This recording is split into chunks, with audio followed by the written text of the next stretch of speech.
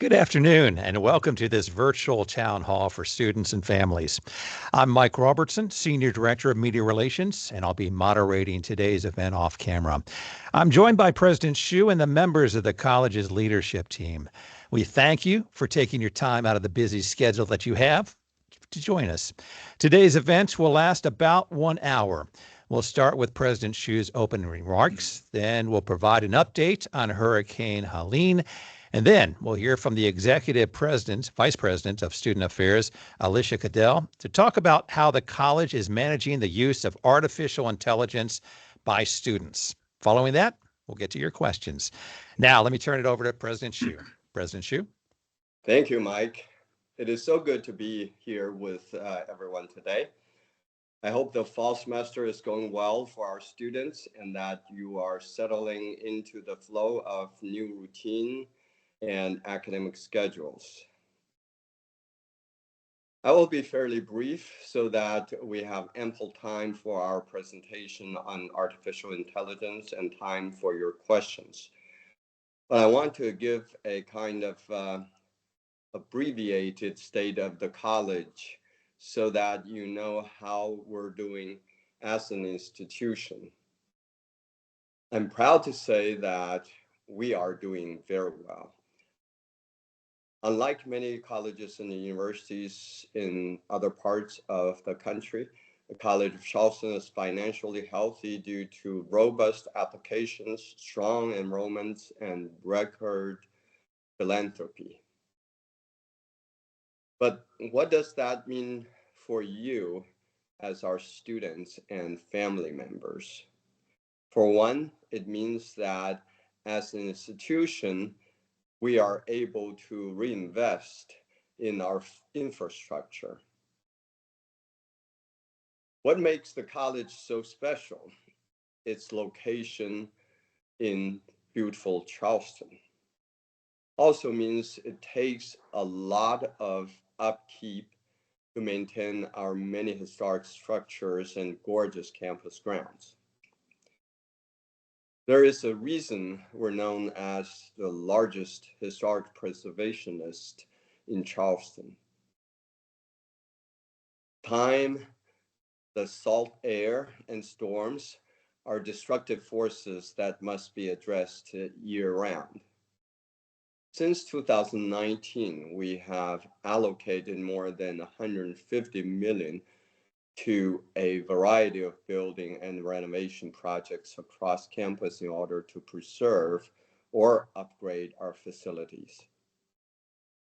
This year, we opened a newly renovated Simmons Center for the Arts. It is truly remarkable and truly a remarkable building. And I am excited for the art going to be created and performed in that space. I look forward to seeing the talent and work of our students shine forth there.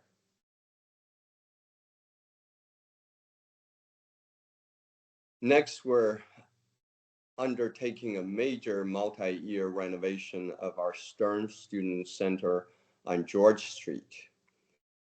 Plans include conversion of our former indoor swimming pool facility into dynamic meeting spaces for our students and their clubs and organizations.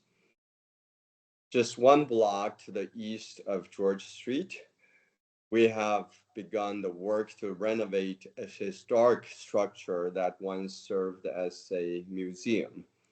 It will become the new Student Success Center where students will receive assistance and support for career services and financial wellness. Of course, there are many other ongoing projects such as refreshes and upgrades to our classrooms. The list is long, and I'm proud of the headway our teams are making on it. In addition to improving facilities, the College of Charleston is also improving rapidly in academic distinction. This university has always prided itself on how it positions its students for success. For years, we have been known as one of the top Fulbright producing institutions in the country, as well as a leader in study abroad experiences. This past summer, we were invited by Phi Beta Kappa to hold a chapter here at the college Charleston campus. Now, Phi Beta Kappa is the most prestigious honor society for liberal arts in the country. Only 7% of universities house or shelter a chapter. Our top students will have the opportunity to be invited to join this honor society after our formal induction in spring 2025. Having Phi Beta Kappa on campus is recognition and affirmation of our university's growing academic reputation on the national stage. As one of the oldest institutions of higher education in the nation, this honor, I think, was long overdue. Of course, all that is just a drop in the bucket of what is going on this beautiful campus. I encourage you to check our website today.charleston.edu to see all of the great things happening, like the opening of our new Turner Tennis Center for our varsity tennis programs that is funded by a parent, our honors college getting ranked among the best in the nation, or our partnership with the upcoming Charleston Literary Festival. I hope this is truly news you can use. With that, let me turn things back over to Mike. Thank you, President Hsu. We, of course, like everyone else, is watching Hurricane Helene right now. The storm is in the Gulf of Mexico, and later this week, the storm may have weather impacts on Charleston. Chief of Staff Paul Patrick and Alicia Cadell, who's our Executive Vice President for Student Affairs, joins us now to update us on what the college is doing in preparation for this possible storm. Paul, let's get with you. You have updates for us? Yeah, first, thanks, Mike, and appreciate everybody joining us tonight. For those of y'all that maybe have been with college for several years now, you know this is something that we unfortunately deal with usually about once a year. So this is nothing new to us, and certainly we will be prepared and are prepared. We continue to work with state and local officials to monitor the storm and the impacts that it may or may not have in the Charleston region and right here on campus. As you saw from our messaging earlier today, we continue to operate on a normal schedule, and the plan is to do that certainly at least through 1 p.m. tomorrow. We'll make an announcement tomorrow if we need to make changes to tomorrow afternoon schedule or Friday schedule for both classes and all college activities. We work closely with Charleston County government and the city of Charleston to kind of track along with what they do. But we're also cognizant that we have thousands of students that live on campus. So even if we close or alter the academic schedule, that does not mean that the college closes in its entirety. Our entire residence life staff will continue to operate. Campus housing will continue to operate. All the folks in public safety and facilities will continue to be on campus throughout the duration if we do have issues with the storm. And then our food service provider, Aramark, will adjust their schedule accordingly, but any student that remains on campus or that has a meal plan will continue to have access to those services. So we've been through this plenty of times. I promise we'll continue to keep you aware of the latest information that we have as we go forward, but we'll monitor situations and we'll do everything we can to make sure that the students and the entire campus community are as safe as possible. Alicia, is there anything you would want to add?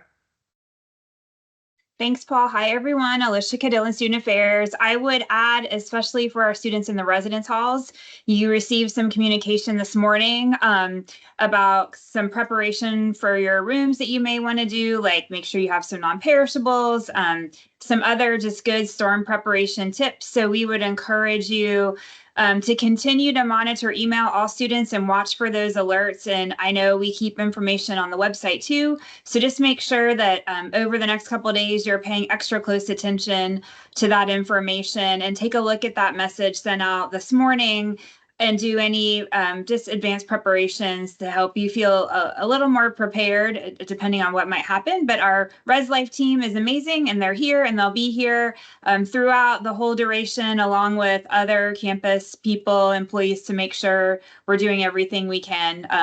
And that information also included for our on-campus residents, how you can report concerns about facilities if something happens. So you'll want to make us aware of those if there's anything that you need in that realm too. So thanks, Paul.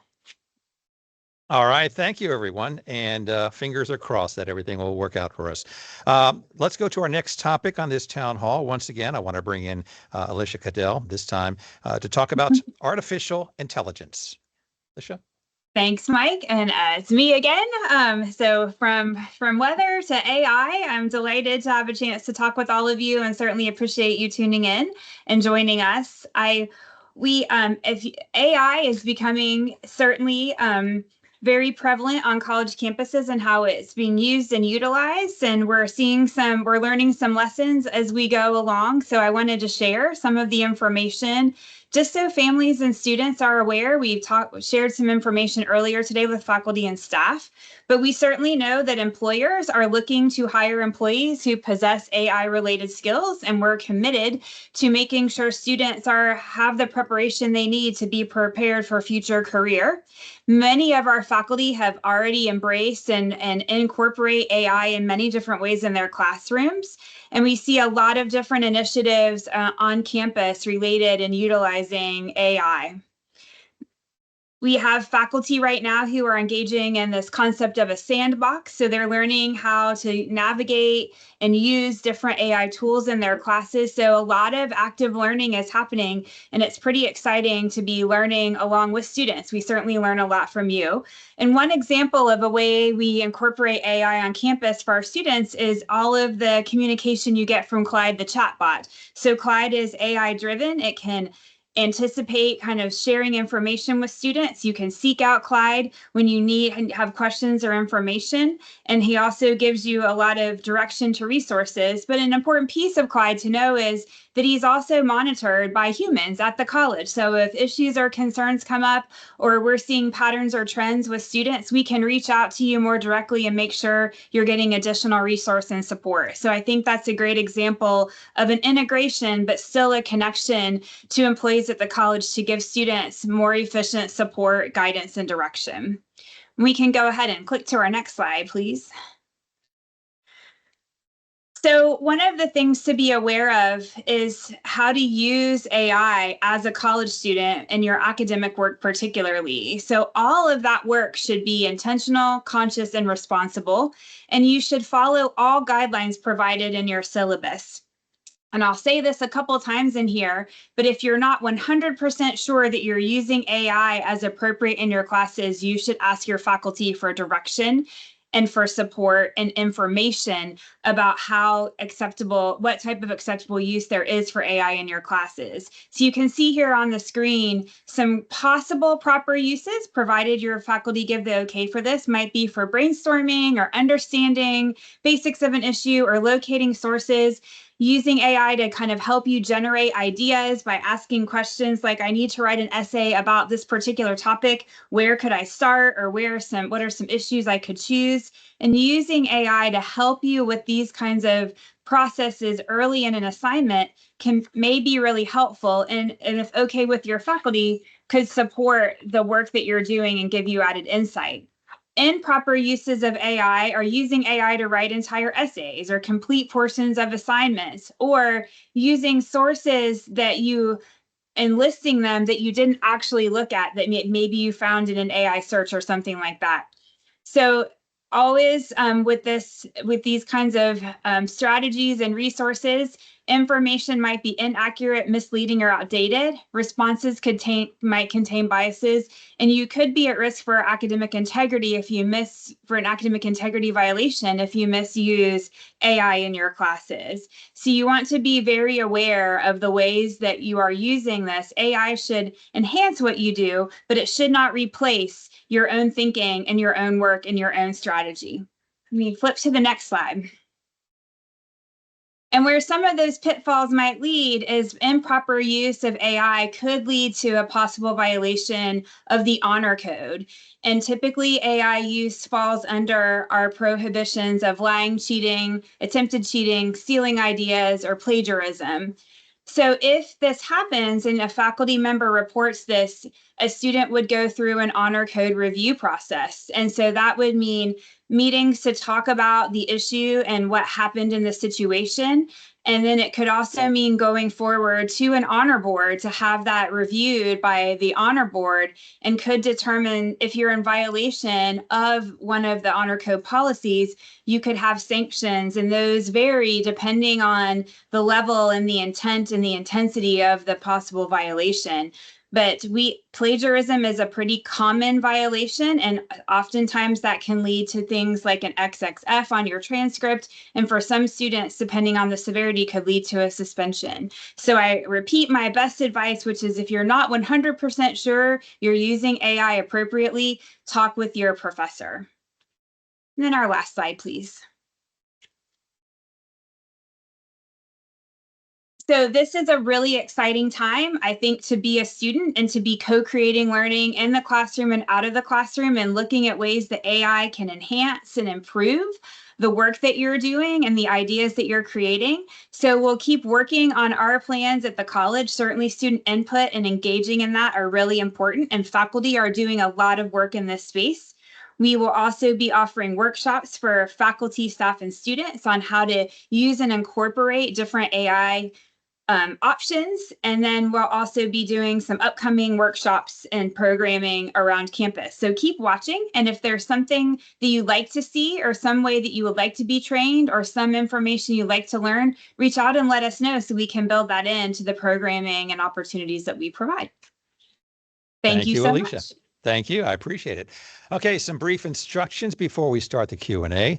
You can submit questions live using the Q&A feature on the top of your screen. I will read each selected question aloud, and the appropriate presenter or presenters will respond. Selected questions will appear in the Q&A window and on a slide on your main screen.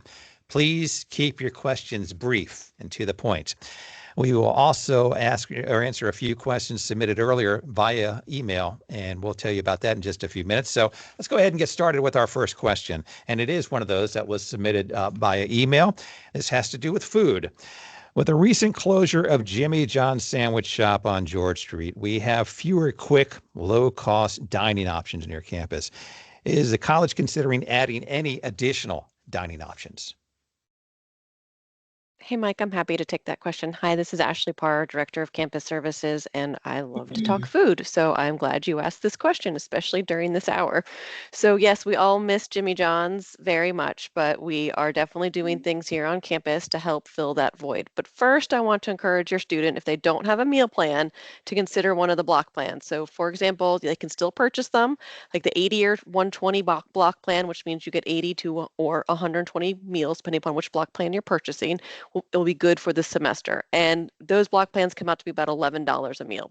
So imagine what you got at Jimmy John's for $11. You could go to one of our all-you-care facilities, and you could get your sandwich with your side, your dessert, your drink, have two sides if you want. There's even made-to-go grab sandwiches now there. So we've done a lot of enhancements in the dining halls. So I hope that your student would consider first going to one of our many facilities. We also have pods that have many grab-to-go. They've got sushi, grab-to-go sandwiches. So there's all of that. But we know that you want more variety and you miss your Jimmy John's. So this is kind of breaking news. Charleston Culinary Group, which is Airmark, is working on rolling out their food truck 3 days a week.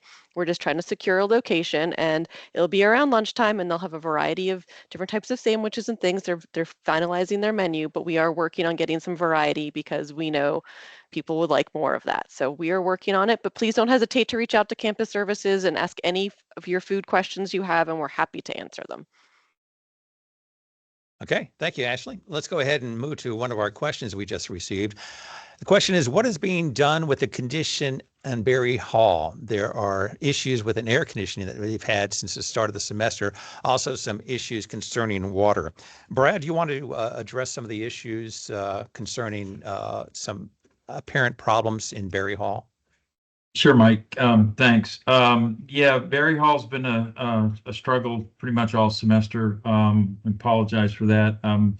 We started off just before move-in with Debbie, a tropical storm that dumped a lot of moisture into our equipment on the roof, and so we've had some technical problems with our equipment. I think we at this point have gotten most of the chillers and our current DOAS or dedicated outside air units that supply fresh air into the building. We continue to work on those, but we had some moisture issues that raised havoc with the equipment. We've been working with outside contractors to solve those problems and continue to work with those folks as of today as well. So we've tried to do some cleaning of the fan coil units within the building to make sure that those are performing. So we've gone through and serviced all those. But admittedly, it's been a bit of a struggle with some hot, humid weather early on.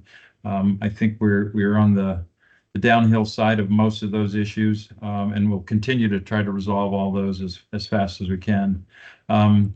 It's never good to have construction projects and people live in a building, but it's just part of reality here at the college, and so.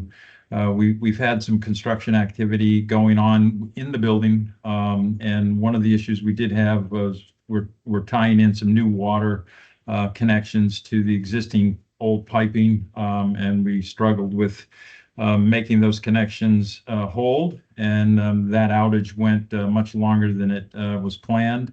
Happens sometimes in construction. And certainly, as we were chasing and trying to get that water back online, we got caught in the trap of focusing on the work, and our communication probably was not where it needed to be. So we've had some meetings subsequent to that, and have got a much better plan forward on activities. We've evaluated our construction activities to move certain things around so it'll be less impactful for students, and we'll take advantage of fall breaks and things like that when students tend not to be there, and we'll work diligently to make a much better communication path going forward. So that's kind of where we're at with Barry. All right, let's go ahead and get to our next question. It is, I am a parent of a second-year transfer student daughter. I have two concerns. First one, being forced to live off campus. What are the safety plans for issues such as a pending storm?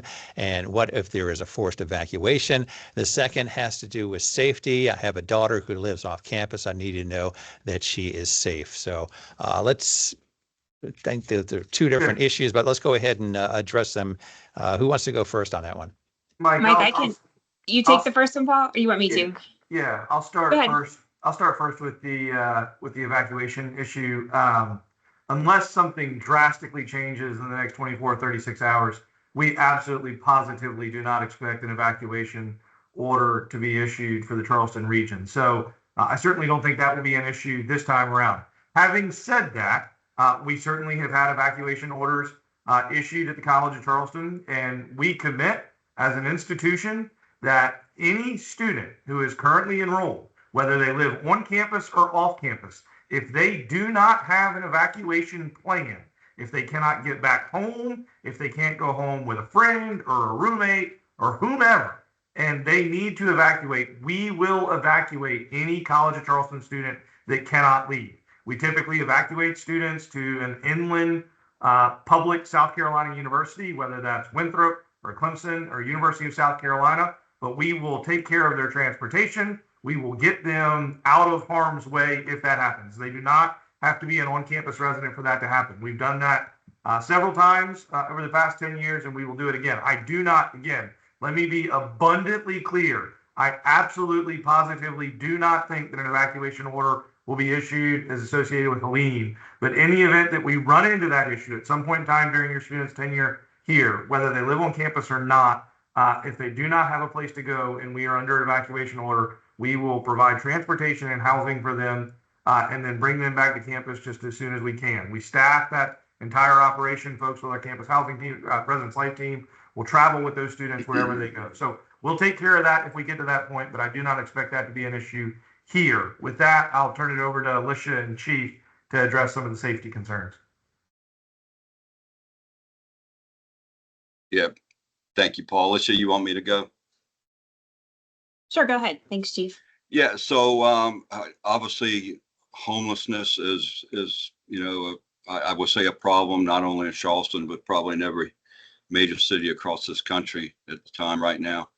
Without knowing exactly what the interactions that the student is having with the homeless person, obviously it's hard for me to exactly address that. If you call me directly, I'd be happy to talk. My number is 843-953-2468. That's my desk. I would say that the student always has the option of dialing 911 if she is in fear, or if she's having some escalated event with a homeless person. Public safety does offer escorts to students, and also through student affairs, the Cougar Shuttle is available 7 days a week from 11 p.m. to 3 a.m. Just by merely showing your Cougar card, they can ride that to most locations downtown Peninsula. Thanks, Chief. And I would just reinforce, if the student wants to reach out, or if you as a parent want to reach out to student affairs directly, we can talk with your student, kind of figure out what's going on, maybe help make some connections with other students in her apartment. I know you've tried to reach, it looks like you tried to reach the building that she's in. We can try to help make that connection too, that we don't have a official relationship with them. We can certainly try to help navigate getting answers to questions that you might have, or help your student with that. Yeah, I'm sorry, Mike. One additional thing I see where they state they've called public safety at our 5609 number several times and no one answered. All I can do is say, I apologize for that. I don't know why that would be. That line goes with somebody's not at the front desk. It goes directly into our dispatch center. So surely somebody should have answered the phone. So again, all I can say is I'm sorry that nobody answered the phone, and I just don't have a reason why they would not do that.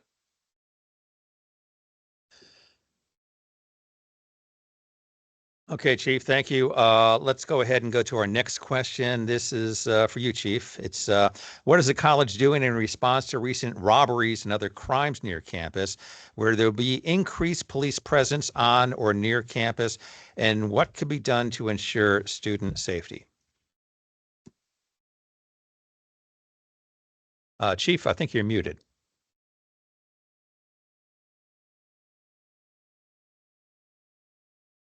Yeah, I put myself on mute. Thank you again, Mike. And, I could really give a standard generic law enforcement response, but instead, I'll just give you a heartfelt one. Really at the core of any law enforcement agency is really the safety of the community that they serve. So, our public safety team here is committed to keeping just not students, but our entire campus community safe. And really, as I often, people ask me that, I often tell them that really nobody is more concerned with safety here than I am, because I have a daughter in a residence hall here that goes to school every day and lives here on campus. So, really the question is, how do we achieve a safe campus? And it really, the answer to that is it really takes strong relationships between students, faculty, and staff, and really our local law enforcement partners. And I'm happy to say that we really have a great relationship with Charleston PD. Most of these crimes, like that robbery, are really crimes of opportunity. And folks put themselves in a time and place and a condition where they become vulnerable. So I'm happy to say that particular robbery was solved by Charleston PD. 4 arrests were made, and largely aided by our campus security system that actually captured a picture of the suspect's vehicle when they fled the scene. So, as I said a minute ago, there are a lot of available things our officers, as far as the Cougar Shuttle and Escorts. And I will say that our public safety team here, has really increased our proactive patrol on the borders of our campus, which is very large. And again, please just, if somebody is ever scared or concerned, call public safety. You can always call 911 and get an escort from us. All right, thank you, Chief. Let's go ahead and get to some more questions here. We'll use one that just came in our Q&A portion. It has to do with athletics. Can all students use the tennis center? Hey, Taylor, are you on the line? Can you address that issue? I sure am. Yeah, thank you. So our tennis center is primarily for our student athletes who play on our 2 varsity tennis teams, but we do offer, or the School of Health and Human Performance does offer tennis classes through the PE activity classes, and we certainly encourage students to take those tennis classes. Our longtime tennis coach, Angelo Anastopoulos, teaches those classes. He's been with us for 34 years, and they have a great time out there. Wonderful. Thank you for the answer. Let's go to our next question here. You heard earlier President Hsu talk about Phi Beta Kappa. And that question now comes up on this one. How and who, let's try that again. Who and how do students apply to be accepted into Phi Beta Kappa? So I'm happy to answer that, Mike. Suzanne Austin, Provost. We, as the president said, we are so excited and so proud of our designation as now a Phi Beta Kappa institution. Students are invited to become members of Phi Beta Kappa, so there isn't any kind of application process. If you meet the criteria, which has to do with GPA and often in being in X top % of the graduating class, then a student will receive an invitation. So nothing for anybody to do, just get the best possible grades you can, and if you meet the criteria, you'll get invited. Thanks a lot. Appreciate that. Let's get to our next question. It's one of the pre-submitted ones. Will there be a family weekend this academic year? Alicia Cadell, I believe this is your question. That's me. So the answer is yes, but this year we are trying something new, and that is a combination of a lot of events to celebrate the whole campus community. So in November, I'm going to pull up the dates because they just slipped my mind. We will have a week-long homecoming. And then on the weekend, we will have a family weekend combined with alumni weekend. So all kinds of events and activities for students, families, alumni, the greater community. The week is the 11th through the 17th of November, but looking at a lot of activities on the weekend, really focused on families on the 15th, 16th, and 17th. So we certainly understand. We wanted to anchor this around a men's basketball game as our first kind of more traditional, exciting homecoming. So we know the timing is not ideal for some families. So we will continue to look at and see what serves our families and students best as we move forward. But hope you'll try it out this year and see what you think. And then certainly hope you'll visit your student other weekends too that work for your family, because especially if families are a little far away, we know students really enjoy the chance to see their families and show them around the city and show them around the college. Thanks, Mike. All right, thank you. Let's go ahead and get to our next question. Why does the college charge the full amount per credit for off-campus internships when the amount of work by the college to monitor the internship is minimal? Who wants to take that one? Great question. I'm happy to take it. I think it's a great question. I think, first of all, there are all kinds of internships. There are on-campus internships, there are off-campus internships, there are internships for credit, and there are internships that don't involve credit. If a student is in an internship for which they will receive academic credit, which is credit toward the degree, then the college does charge tuition on however many credit hours are associated with that particular internship, and its translation into academic credits. So there is a lot of work on the front end throughout and on the back end that might not be visible to a student in order for the institution to award academic credit for an internship. So that's why. Thank you very much for that answer. Let's get to a couple of housing questions. The first one is, can you discuss what's being done to upgrade and possibly expand campus housing?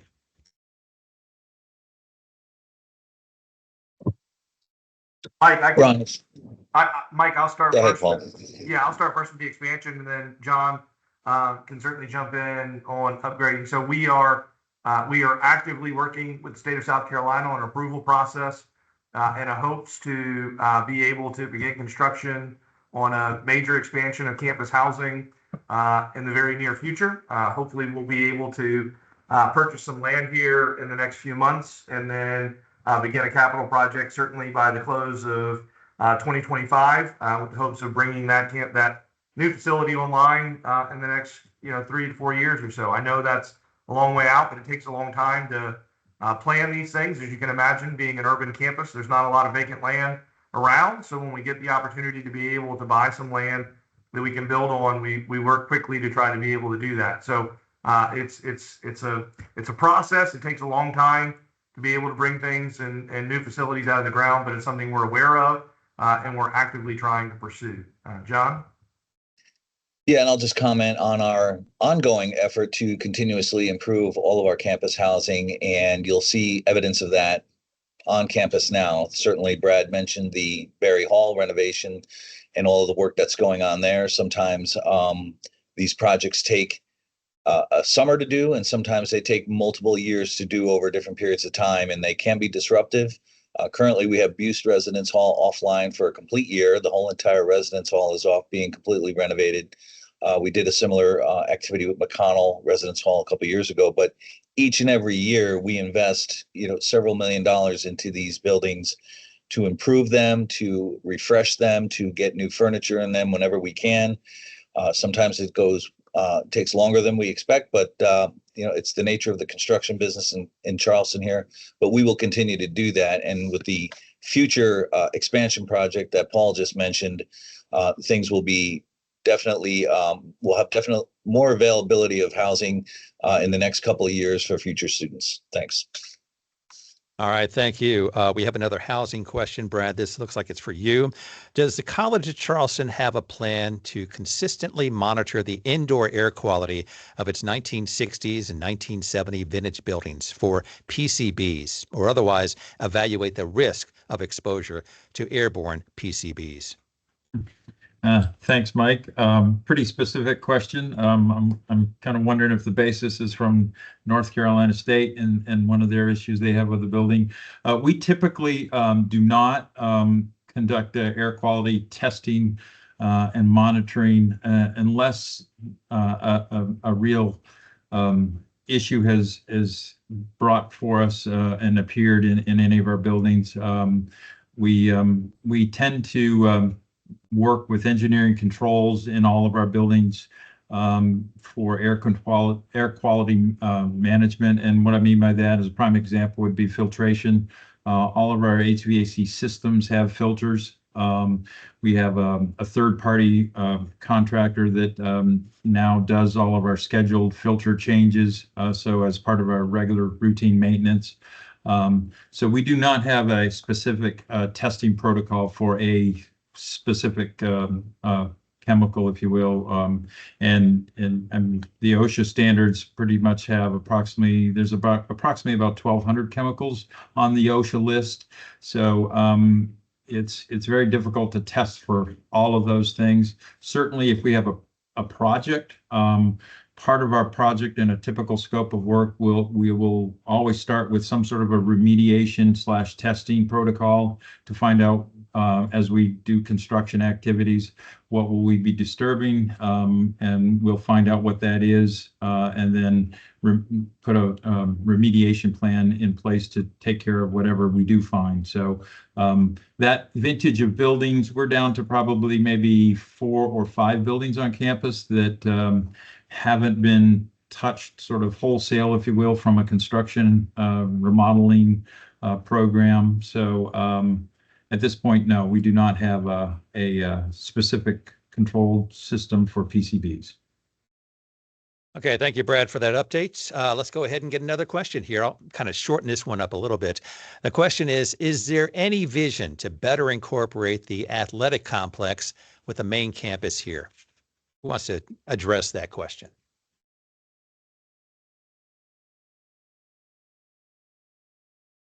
I don't know. This is Kate Tiller, Deputy Director of Athletics. I don't know if this is more of a facilities question or an athletics question.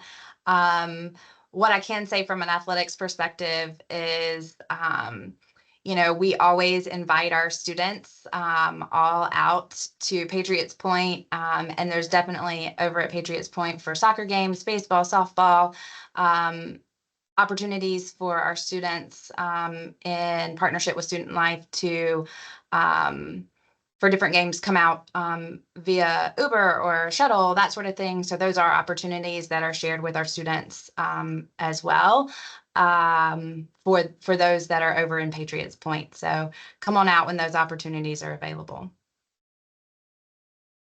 All right, thanks, Kate. Let's go ahead and get to our next question. Concerns online.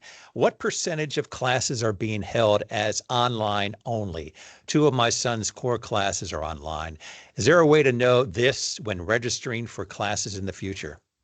Great questions. Happy to answer. So fewer than 20% of our classes are being offered online. And it is absolutely possible. It's noted in the registration system. When students go in to register for classes, they can clearly see whether or not, what the format of the class is, whether it's in person, hybrid, or online. And students can always meet with their advisors to discuss in-person options for any course that they're thinking about registering for. Thank you very much. Let's go ahead and get to our next question. It's one of the pre-submitted ones. The question is, I don't understand why the college has a long weekend, November 2nd through the 5th, Parent Weekend, November 15th through the 17th, Thanksgiving, November the 26th through December the 1st, and then students go away for fall break at the latest, December the 11th. This is a very difficult schedule for out-of-town families. Who wants to address this issue? Mark Del Mastro, you want to give that one a try? Yes, sir. Thank you. This is Mark Del Mastro, Associate Provost for Academic and International Programs, and certainly appreciate that question and the concerns from our out-of-town families. Dr. Alicia Caudillo actually addressed this in part previously in light of some of the efforts on campus to consolidate some of our events in helping facilitate our students and CFC family members who wish to come back to campus and participate in multiple events. That was done obviously in November, but there happens to be another factor which kind of exacerbates this perceived crunch, so to speak, and it has to do with the fall semester during even numbered years. And during that time, we have classes that are taken off on election day per state mandate. And that makes much trickier the possibility of having an earlier fall break, which is found in odd numbered years. And that together with other academic requirements to include the number of complete weeks for labs and other accreditation considerations makes the schedule, and again, with some of the initiatives we spoke about before, seem a little bit crunched around the November, December time. Let me say this is not an abnormal year. This is actually a pretty common scenario here at the College of Charleston every fall, but that's not to say that we are not continuing to assess the late fall break and the even number of years and exploring possible options in order to facilitate the experience of our students as well as our families. And Mike Robertson, if I could hop into, I didn't mention earlier, we also have a past of hurricane evacuations or massive storms that happened, I think, 4 years in a row on an October family weekend. So we got a little hesitant about that because we know November is a little better. So it's kind of a complicated history that we're trying to navigate and still provide all the opportunities, but with the best option for them to all happen in a time that is quality and a great experience for everyone. All right, let's get to our next question here. It's from the Q&A section. It says, my child did Cougar Complete. She had one book on back order and was told she could not receive any of her books until the back order book was in. She went a month without any of her books, and her parents expected her to have the books that she paid for. Who wants to address this issue? Mike, I'll address this issue. Hey, Ashley Parr again, Director of Campus Services. I'm sorry that the student had this experience. We always first off encourage anyone to reach out to the bookstore directly, bookstore@cfc.edu, or walk into the bookstore and talk to the staff. But we did see a few things related to delays by the publisher, but your student should have been able to have all their other materials minus this one book by the time classes started. We are going to go ahead and survey students and faculty about their experience, because this is always about continuous improvement. We're working with a small group of faculty now about getting in their book orders so we can have everything ready for students on the first day of class. So please don't tell them never to hesitate to reach out, but I hope that they have their book now. If not, please let me or the bookstore know, and we will make sure we get taken that care of.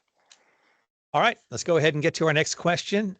We hear about many renovation projects. How about Kelly House? Is Kelly House on the list for renovations?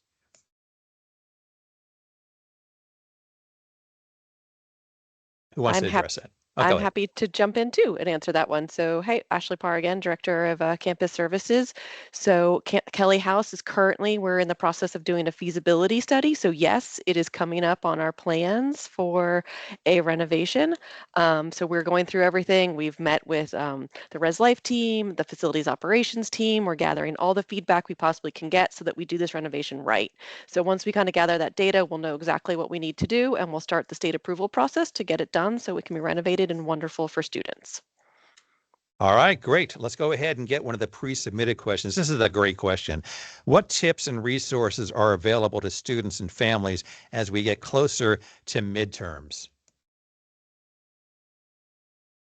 Hey, Mike, I'll take a start at that one, and other folks may want to weigh in. I think it's a great time. Midterms will come up in about 2 weeks or so. And so that's a good time for families to maybe think about students and check in with how things are going and realize that they will likely be ramping up studying and preparation.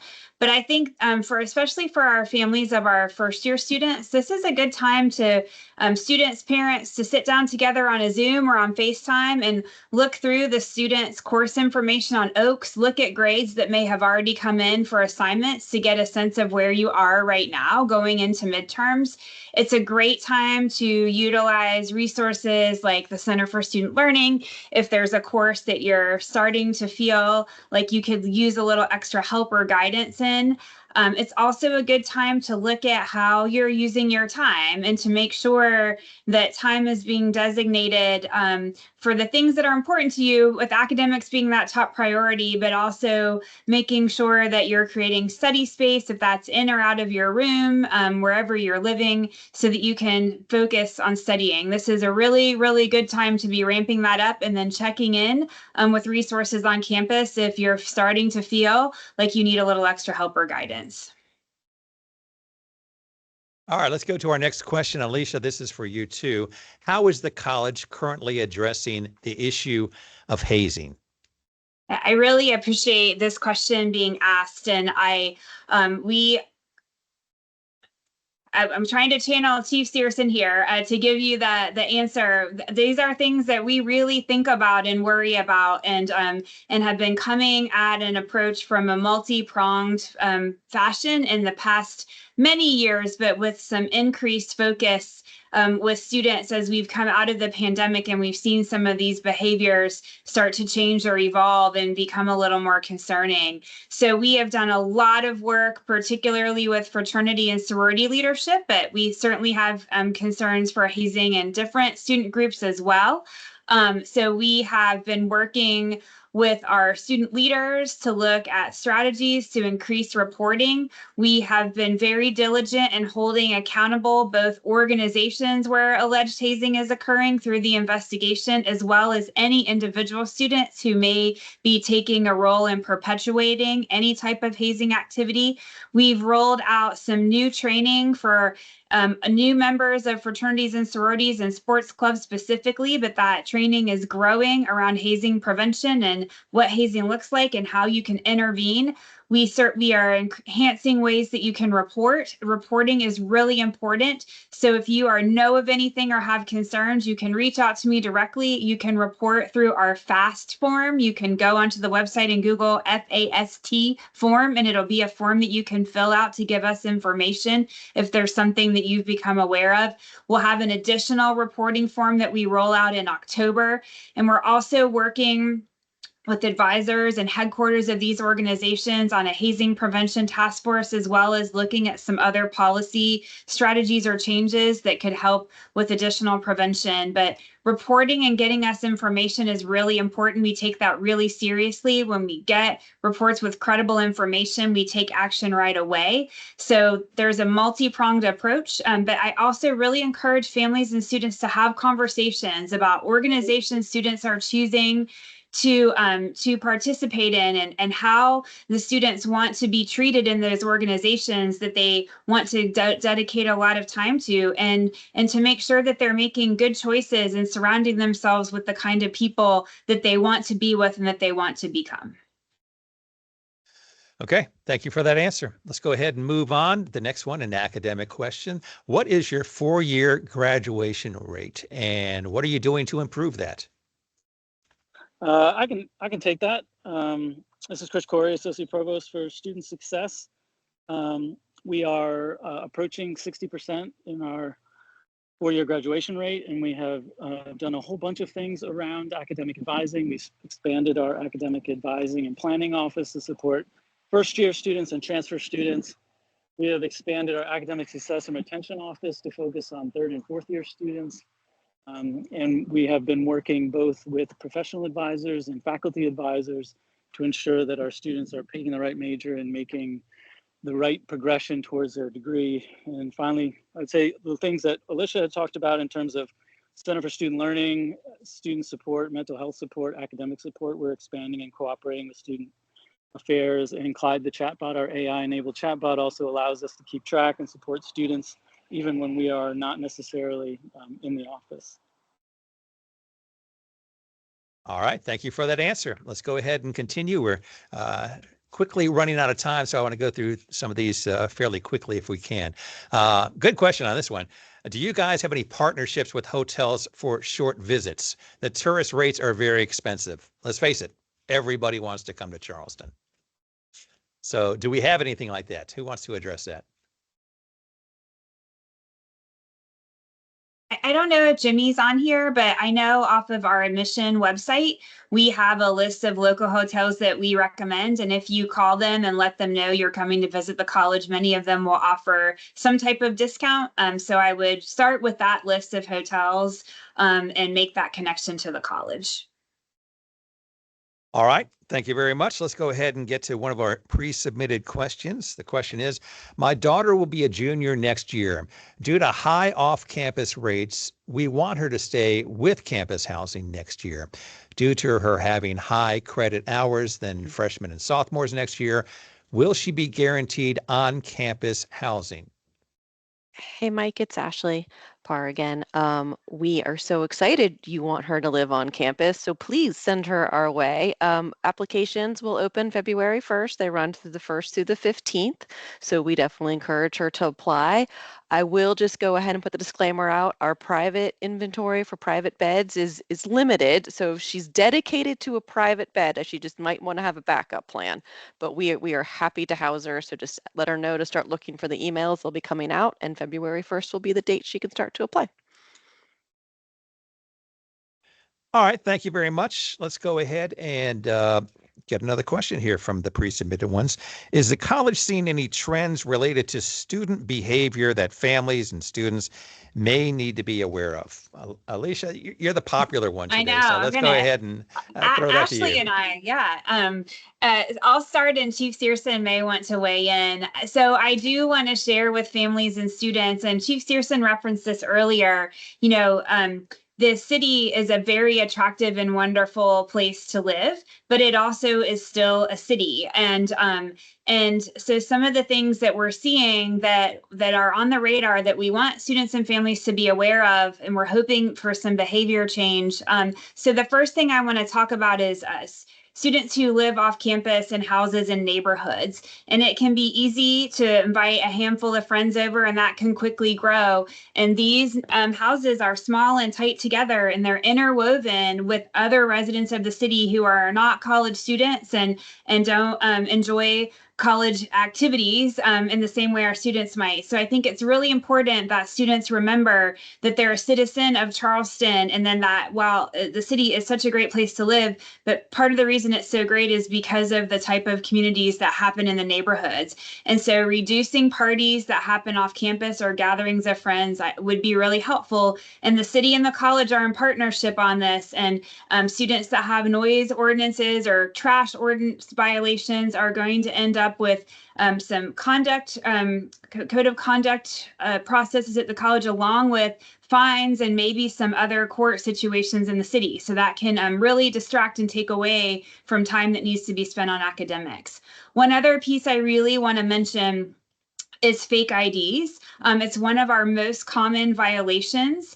It can have implications. Students can have, if they're stopped and present a fake ID, they can have charges, they can have tickets, they can have student conduct as well. So there's a lot that they have to navigate to deal with that. It can also, in some states, affect your driving record if it's reported. But the other piece that sometimes students and families don't think about is if a student is in an emergency situation where they need medical or other type of care, if we don't know who they are, it's hard for us to notify families in the case of an emergency, or difficult for those that are working with the person to notify people that might need to be notified, or to get accurate medical information if a student needs medical treatment. So those are two things I'd really like us to pay attention to, and families and students to be thinking about making some behavior changes around those in particular.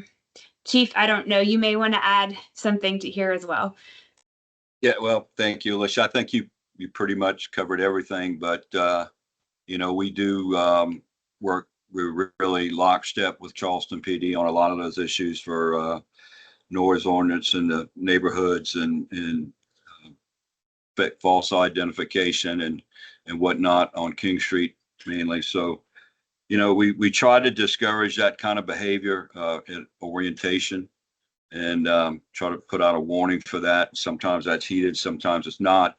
I will say that the days of putting the tarp over the driveway so you can have 300 or 400 people in the backyard with a water slide, they're kind of on to that. So students really should not, the big thing that we see is the level of alcohol use, is really dangerous for students here.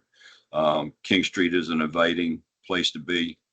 I would just caution them against that, and just to be safe. Again, I harken back to what I said a few minutes ago. It really takes parents to encourage their children, and they're not children, to encourage their young adults that are here to, while we want everybody to have a good time, we surely don't want to see them become victims of crime and otherwise, and intoxication and alcohol go hand in hand with that. They don't make good witnesses if they're intoxicated.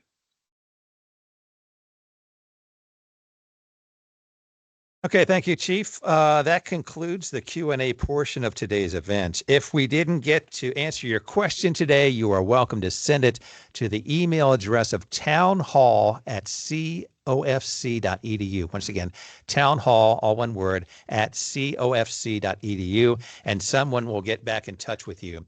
Thank you to our presenters for their time and their expertise today.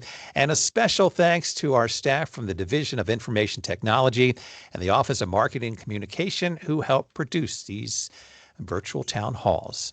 And now I'll turn things back to President Hsu for some closing remarks. President Hsu. Thank you, Mike.